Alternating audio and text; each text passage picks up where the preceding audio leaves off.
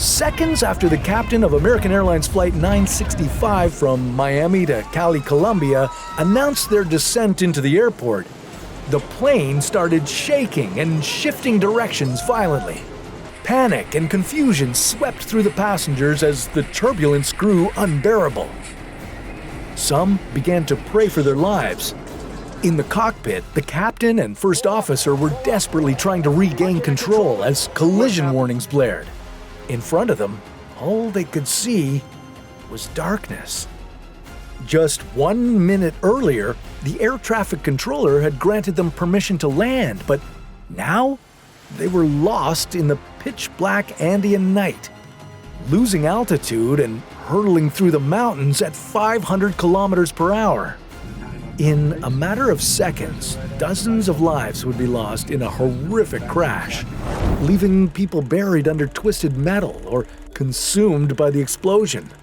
Experts would deem this a no-survival scenario. Yet, miraculously, some managed to live to tell the tale.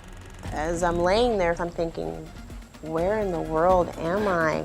My life changed forever and has never been the same ever since. The tragedy shocked the world.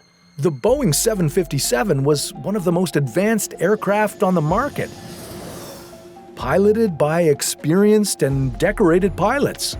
Because of the turbulent political and criminal climate in Colombia, there were suspicions of a terrorist attack.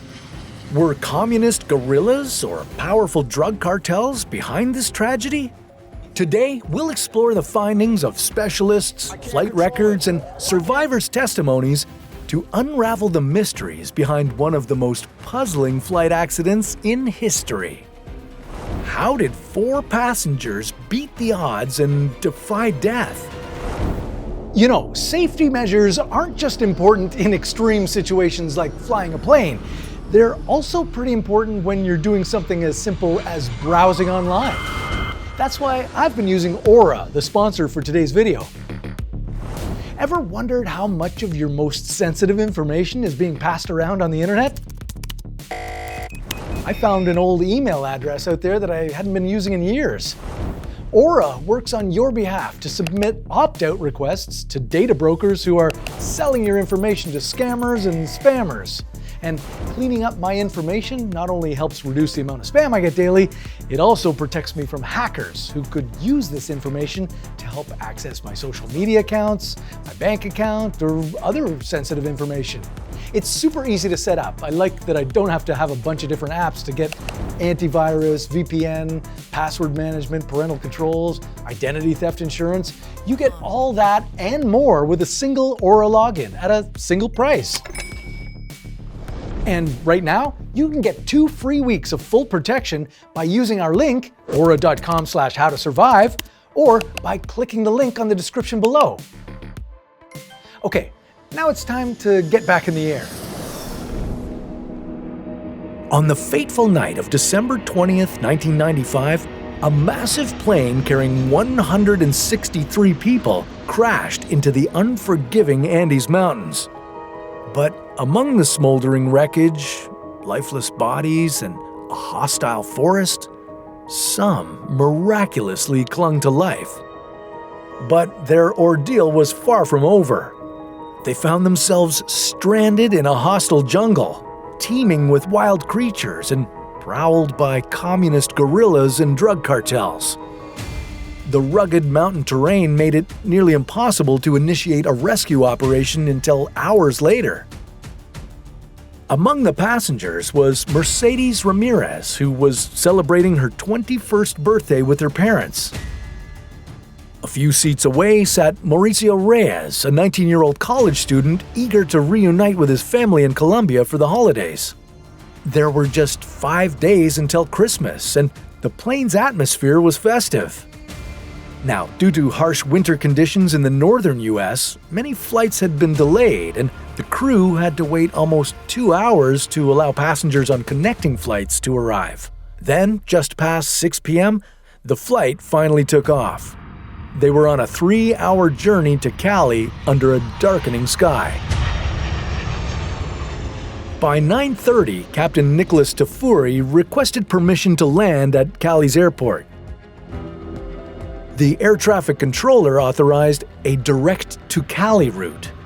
This set in motion a chain of mistakes.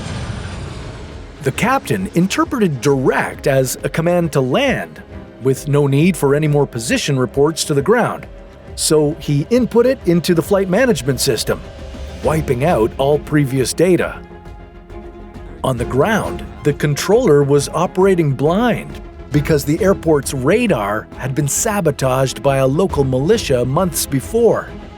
He needed to rely entirely on the crew's position reports, not realizing there would be no more coming. The initially assigned runway required the crew to bypass the airport and make a U-turn. Without a position report, the controller assumed the plane had enough time and distance to land on a different runway, positioned in the front of the airport, and he suggested this change to the captain. The crew accepted the offer.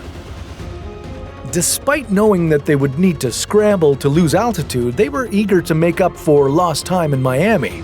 So they deployed the speed brakes, an action that they would soon regret. They barely reviewed the protocol and entered it into the plane's computer, making maybe the worst of all mistakes that led to the accident. The introduced protocol was wrong and would lead them hundreds of kilometers away from Cali to Bogota. The plane continued losing altitude.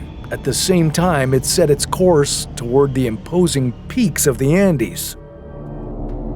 1 minute into the new route, the cockpit crew realized their navigation error, but it was too late. They were hurtling toward a mountain wall. As the ground proximity alarm went off, the crew fought desperately to gain altitude, but the deployed speed brakes were still holding them back. Back in the cabin, passengers were in a state of panic, dealing with unbearable turbulence. Mercedes clung to her father's hand, seeking solace in her mother's prayers.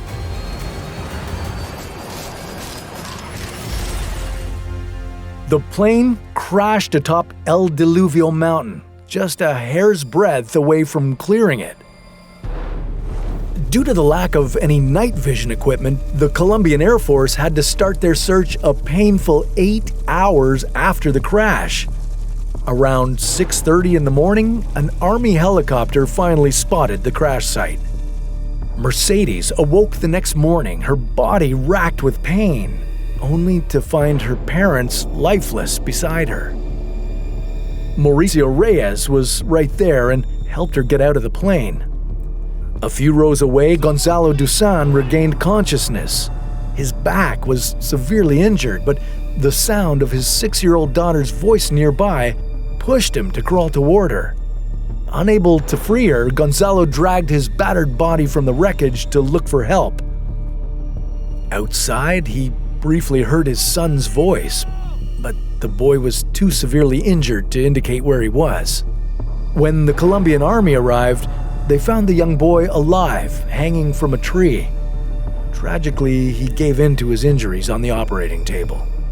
Only Michelle, Gonzalo, Mercedes, and Mauricio emerged as survivors of this harrowing ordeal. But questions remained. What had caused the accident? And how did they survive this dramatic crash? After exhaustive investigations, experts attributed the tragedy to the flight crew's failure to follow strict protocols confirming computer commands and underestimating the time required for crucial tasks. All of this was compounded by the lack of radar infrastructure and the air traffic controller's limited English communication skills.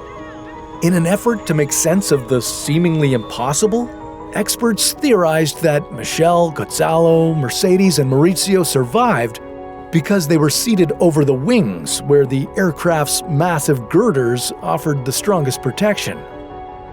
Afterward, new regulations were implemented to prevent such catastrophes. Terrain awareness and warning systems are now mandatory on transport flights, helping pilots avoid flying into the terrain, no matter how bad the visibility is. Caution, terrain. But some dangers in the sky aren't that easy to prevent. Do you know what the chances are of your next flight being hijacked? Find out on How to Survive.